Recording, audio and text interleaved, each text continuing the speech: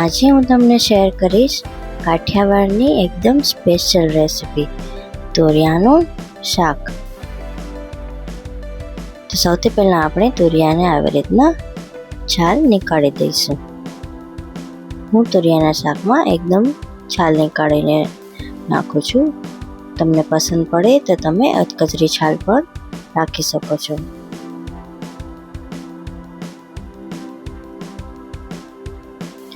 એકદમ સરસ રીતે છાલ નીકળી ગયા પછી તોરિયાને આવી રીતના કટ કરી લઈશું।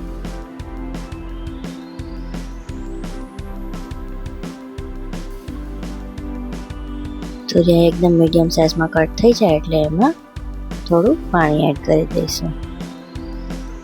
પછી આપણે લસણની ચટણી બનાવીશું। મેં અહીંયા લસણની ચટણી બનાવવા માટે લસણ, મરચાં, મીઠું અને લાલ મરચું પાવડર નાખ્યો છે। પછી ખાંડણીની મદદથી એકદમ સરસ રીતે ચટણી બનાવી લઈશું।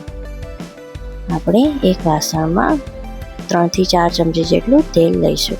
તેલ ગરમ થઈ જાય એટલે એમાં એક તેજપત્ર નાખીશું અને રાઈ નાખીશું। પછી 1 ચમચી જીરું એડ કરીશું અને પછી આપણે બનાવેલી ચટણીને એડ કરી દઈશું અને સરસ રીતે મિક્સ કરી દઈશું। પછી મસાલામાં આપણે 1 ચમચી હળદર અને 1 ચમચી ધાણા જીરું નાખીને સરસ રીતે મિક્સ કરી દઈશું। પછી આપણે તોરિયાને પણ એડ કરી દઈશું। બધા તોરિયા એડ થઈ જાય એટલે આપણે સરસ રીતે મિક્સ કરી દઈશું।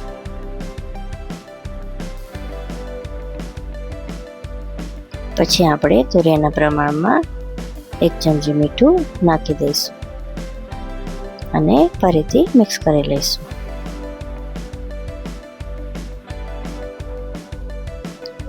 તોરિયાના શાકમાં પાણીની જરૂર પડતી નથી એટલે આપણે પાણીને એડ નહીં કરીએ અને એમનેમ જ ઢાંકીને ચડવા દઈશું।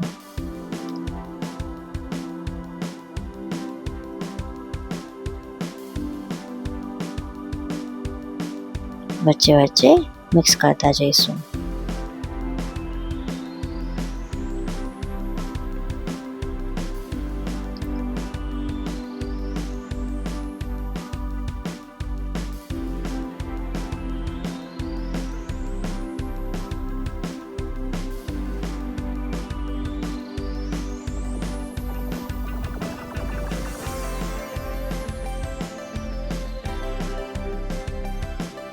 તોરિયા ચડવા આવે એટલે આપણે એમાં ટમેટાને એડ કરી દઈશું। પછી મિક્સ કરીને 2 થી 3 મિનિટ સુધી શાકને ચડવા દઈશું। તો તમે જોઈ શકો છો કે આપણું શાક સરસ રીતે તૈયાર થઈ ગયું છે। તો હવે આપણે એમાં કોથમીર એડ કરી દઈશું।